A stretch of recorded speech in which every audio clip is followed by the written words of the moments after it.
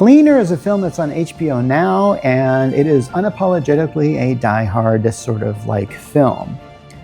It seems to know this, and I'll explain as I go. Cleaner has a very simple plot.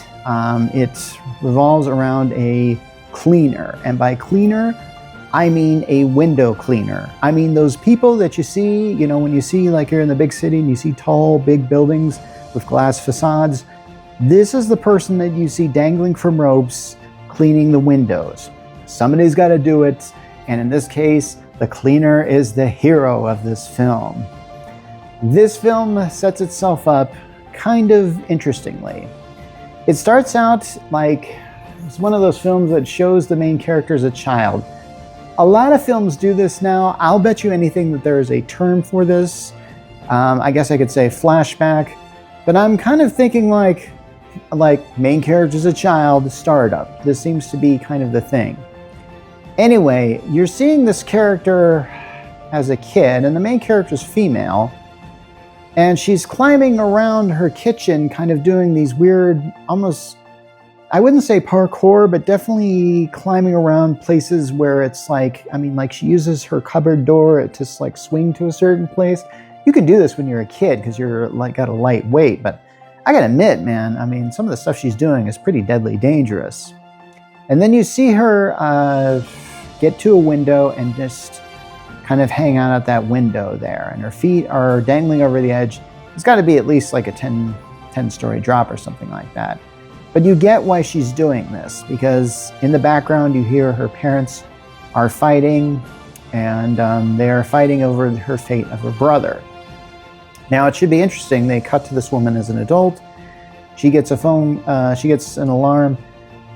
She's late for work, and what's worse is her brother has been put in a home, and apparently he's not doing so good. Apparently, her brother is on the autism spectrum. Basically, they say, I think later on in this film, that he has autism. So naturally, he's one of those computer programming geniuses. Now, this is a trope that I don't like seeing. I myself being on the autism spectrum, we are not all savant geniuses who can program everything, okay? So I'm really sick of this. Please stop using it. I can kind of see why they've used this in the film, because of course that becomes plot relevant later. Oh, by the way, her brother always carries around this hammer, and it's like Thor's hammer. And I'm kind of wondering like why that was used. I don't think this is a Disney film. First I thought, what is this, cross-promoting? I don't know. It just kind of was there. I think more than a few times she mentions the Avengers in this thing. We'll get to this. Anyway, so window washer lady goes to work. She works at this building, which is owned by this energy conglomerate company, and the people there are evil. Because how do we know this? Because, well, essentially some people come in and they take over the whole thing. Nakatomi Tower style. Yeah, this film is just Die Hard, okay? It knows this. It should even mention the fact that it's like Die Hard, okay? I don't even know if she has a line where she says, where she could tell her, I was waiting for this line where she says, where her brother goes like, what's going on, sister? And her sister goes like, it's like Die Hard. I was thinking like they were going to do that, but it never really happened and stuff like that. By the way, the guy who's, where the terrorists come in, the guy who's leading the terrorists is the friend of the main character of this thing. You actually see him earlier in the film with her out on the ledge. So apparently he used the inside information he did as a window washer to sort of figure out how to do this strange sort of terrorist plan. Now, the one thing I like about this film, that it really could have been a more intelligent version of Die Hard, but it didn't really go this direction, because I have to admit here, Die Hard is a film that's like over 40 years old, or it's about 40 years old. And the way we see corporations now is not the way we saw them then. And if you really looked at the motivations, behind the villain in Die Hard, they were, of course, absolute greed.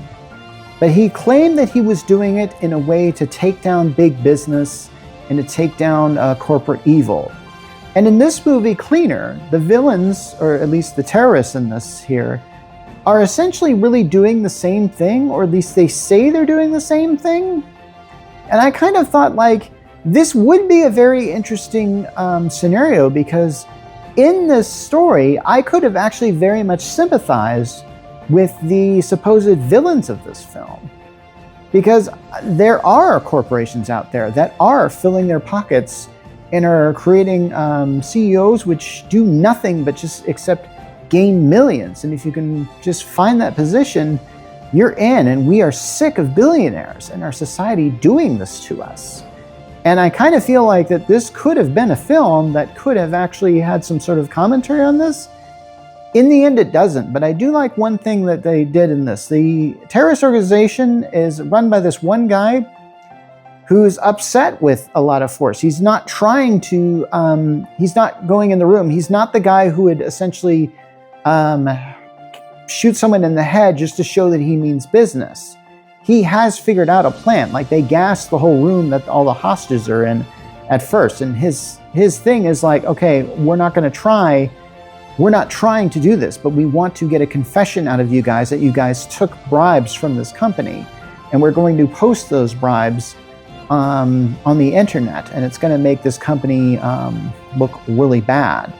So I believe that's kind of what they were going for, at least the main villain was going for.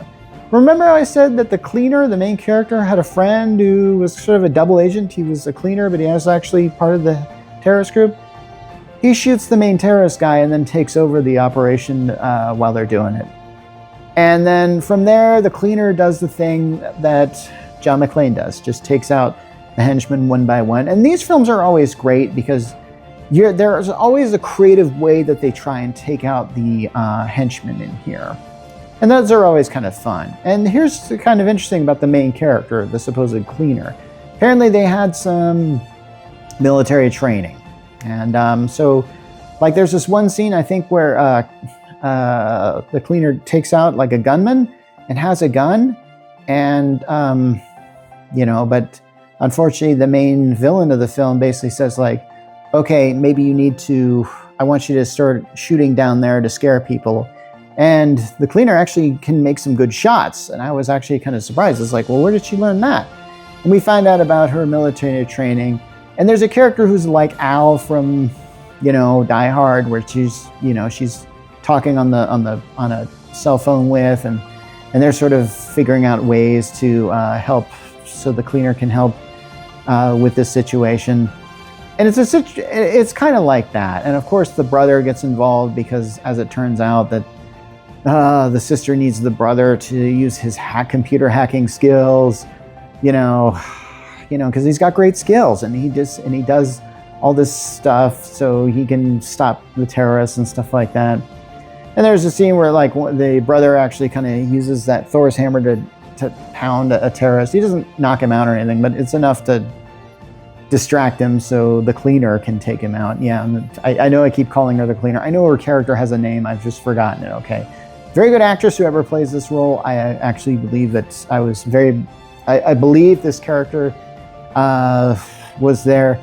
I couldn't really believe the situation, of course, because it was just like Die Hard. So, and I just seen another movie that was very similar to Die Hard called G20, and I did a review of that film and how much I hated that film and how much it uses so many tropes that you see in these type of hostage situation films, which hostage situation setups are absolutely my favorite setup in anything of fiction. I mean, it really is, because when things start happening, they start happening fast, and The Cleaner is no exception. There are a lot of good action scenes in Cleaner. I definitely like this one scene where the cleaner is on the outside of the window and she asks for some snipers to basically shoot out a window so she can bust herself in. I kind of thought, okay, that's cool. I actually like that. I think that's a good way they could do that. There's a lot of other scenes here that I thought were pretty well done. Some action scenes that I thought were very well executed. I'll recommend that if you're just into action films like this. This isn't, okay, I'm going to say this probably is one of those your turn off your brain action films, but I really felt you could turn on your brain from this if the script had been smarter. They would have had something really good here.